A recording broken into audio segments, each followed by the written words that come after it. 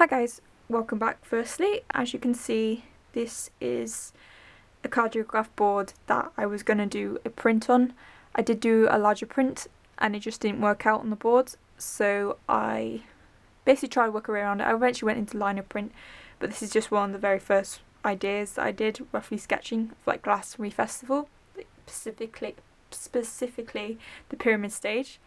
So I'm just going to cover it over because that's all well and good. I've got a tiny bit of the original pot left over, so I'm going to get rid of all that onto this single piece using the true ring pour technique. Wait, scratch that, the wandering true ring pour technique. And I've got a little bit of red left, which we're going to use for a negative space. If anyone else can relate, but like I have a pet dog and a cat and their hairs just get everywhere. Literally was one in my pot paint right now and I don't know how that got there. She doesn't even come in here. Well, they don't even come in here because it's paint on the floor, and if they just have a funny moment, then they've got paint on their paws, and then before you know it, it's on the new carpets, so that'll be a disaster. I know it sounds horrible to lock them out of my room, but I have to for the sake of their paws and for my parents as well.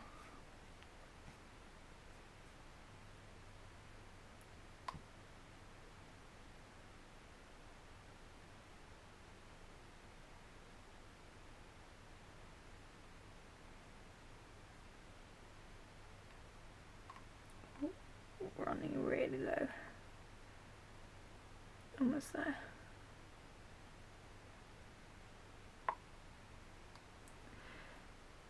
And that's everything out of the pot.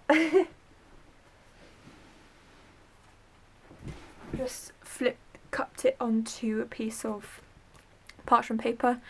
Basically, in a pot, I want all the remaining paint to be flipped out, including the paint pots that just have pure colour in it, because otherwise it just set at the bottom, and then when I'm using them again to make paint and mix it up, that stuff crumbs about and then gets put in the mixture and it's not very good. So basically trying to keep it on the sides rather than at the bottom, and then I can use it for skins later on, basically.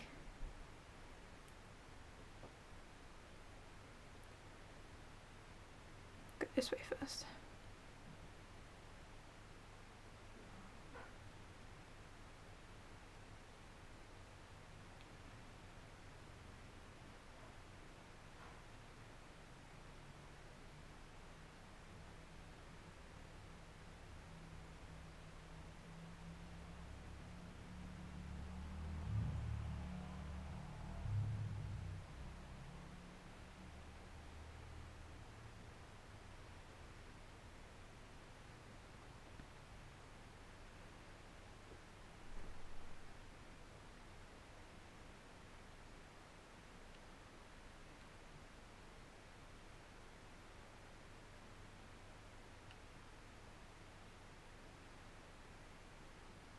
Okay, I'll leave it at that. Looks very cool with that stripe of red down the side of it.